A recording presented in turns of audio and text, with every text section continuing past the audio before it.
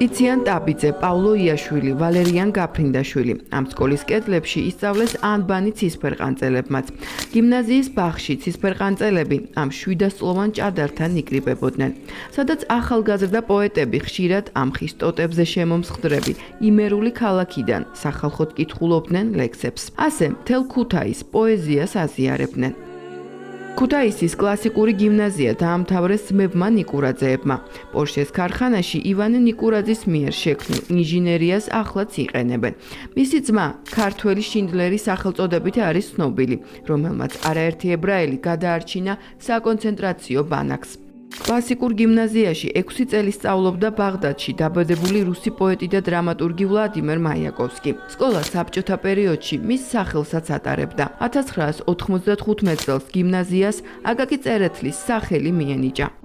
გიმნაზიის შენობის არქიტექტურაც გამორჩეულია. შესასვლელთან გარე ფასადზე გვხვდება ორი მთავარი ფილა, სადაც არასრული ჩამონათვალია იმ ადამიანებისა, ვისაც აქ ოდესმე უსწავლია და ეს კარი შეუღია.